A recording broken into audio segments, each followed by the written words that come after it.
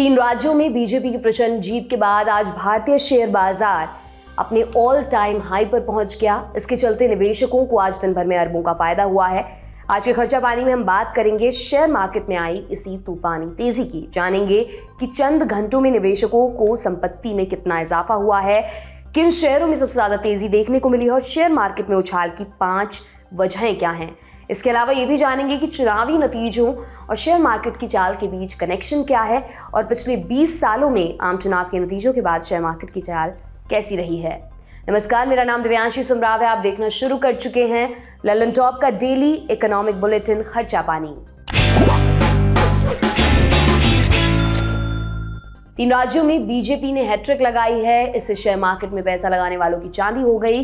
BJP ने मध्य प्रदेश, राजस्थान और छत्तीसगढ़ में प्रचंड जीत हासिल की है। इसका असर 4 दिसंबर को घरेलू शेयर बाजार में देखने को मिला। इसके चलते शेयर मार्केट के निवेशकों को महज एक दिन में ही करीब 6 लाख करोड़ रुपए का फायदा हुआ है। आज बॉम्बे स्टॉक एक्सचेंज में लिस्टेड कंपनियों की कुल पूंजी यानी मार्केट कैप बढ़कर 343 लाख करोड़ रुपए से भी ज्यादा पर पहुंच गया। 4 दिसंबर को बॉम्बे स्टॉक एक्सचेंज का सेंसेक्स और नेशनल स्टॉक एक्सचेंज का निफ्टी रिकॉर्ड ऊंचाई पर बंद हुए। कारोबार के अंत में आज सेंसेक्स करीब 1384 अंकों की जोरदार तेजी के साथ 68,865 अंकों पर बंद हुआ। वहीं निफ्टी भी करीब 419 अंकों की बढ़त के साथ 20,687 अंक पर बंद हुआ। बाजार में तेजी का अंदाजा इस बात से लगाया जा सकता है कि 4 दिसंबर को सभी सेक्टोरल इंडेक्स भी हरे निशान पर बंद हुए। बैंकिंग और ऑयल एंड गैस शेयरों में सबसे ज्यादा तेजी देखने को मिली। इसी तरह सेंसेक्स के 30 में से 28 शेयर आज तेजी के साथ बंद हुए।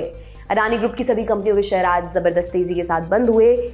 आज की तेजी को शामिल कर लें तो एक हफ्ते में अडानी ग्रुप की कंपनियों में पैसा लगाने वाले निवेशकों की दौलत में 1,76,000 करोड़ रुपए का इजाफा हुआ है।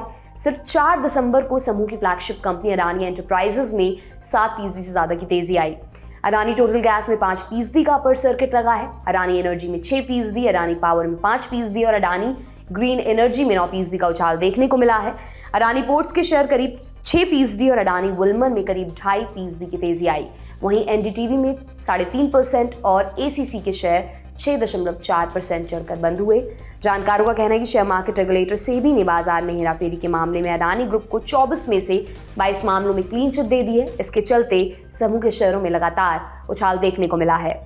अडानी समूह के अलावा आईसीआईसीआई बैंक के शेयरों में करीब 5% का उछाल देखने को मिला। SBI, Larsen and Toubro, Kotak Mahindra bank और इंडस इंड बैंक के शेयर करीब 3.5 से लेकर 4% की तेजी के साथ बंद हुए। सिर्फ 2 शेयर विप्रो और टाटा मोटर्स मामूली गिरावट के साथ बंद हुए। शेयर मार्केट में पड़ने वाले चुनावी असर का संकेत पहले ही देखने को मिल रहा था। इससे पहले भी 4 कारोबारी सत्रों में सेंसेक्स तेजी के साथ बंद हुआ था। बीते कारोबारी हफ्ते के आखिरी दिन यानी 1 दिसंबर को सेंसेक्स निफ्टी जोरदार उछाल के साथ बंद हुए थे। सेंसेक्स 493 अंकों की बढ़त के साथ 67,481 के लेवल पर क्लोज हुआ था। वहीं निफ्टी 135 अंकों की तेजी के साथ 20,268 के स्तर पर बंद हुआ था। अब बाजार में तेजी के प्रमुख कारणों को भी समझ लेते हैं।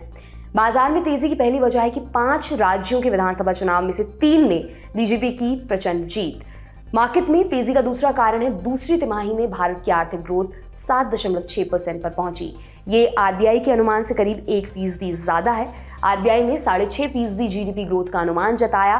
तीसरी वजह यह है कि अमेरिकी शेयर बाजार 1 दिसंबर को जोरदार तेजी के साथ बंद हुए थे। साथ ही एशियाई बाजारों में भी तेजी है। बाजार में तेजी की चौथी वजह विदेशी निवेशकों की भारत के शेयर मार्केट में बढ़ती दिलचस्पी है। नेशनल स्टॉक एक्सचेंज के प्रोविजनल डेटा के अनुसार विदेशी संस्थागत निवेशकों यानी एफआईआई ने 1 दिसंबर को करीब 1590 करोड़ रुपए के शेयर खरीदे। वहीं घरेलू संस्थागत निवेशकों यानी डीआईआई ने 1448 करोड़ रुपए के शेयर खरीदे। इसके अलावा 3 राज्यों में जीत के बाद प्रधानमंत्री नरेंद्र मोदी ने बीजेपी मुख्यालय में अपने संबोधन में कहा कि भारत की अर्थव्यवस्था का हर पहिया पूरी गति से घूम रहा है। भारत ने हर आकलन से कहीं बेहतर प्रदर्शन किया है। आज भारत दुनिया की सबसे तेजी से विकसित होती आर्थिक ताकत है। देश में रिकॉर्ड जीएसटी कलेक्शन हो रहा है। भारत के शेयर मार्केट पर लोग खूब भरोसा कर रहे हैं। इन सब बातों के चलते निवेशकों का शेयर मार्केट के प्रति भरोसा बढ़ा है। ये तो हो गई शेयर मार्केट में आई तेजी की बात, लेकिन राज्यों के चुनाव हो या फिर आम चुनाव, शेयर मार्केट और इलेक्शंस का चोली दामन का साथ रहा है। अगर पिछले 20 सालों में चुनावी नतीजों और शेयर मार्केट की चाल को देखें तो ये पता चलता है कि आम चुनाव के दौरान शेयर बाजारों में काफी उठापटक देखने को मिली है। इसकी वजह यह है कि आमतौर पर इलेक्शन के बाद सरकारें अपने एजेंडे और प्राथमिकताओं की रूपरेखा तैयार करती हैं, जिससे सरकार की पॉलिसी के बारे में साफ पता चलता है।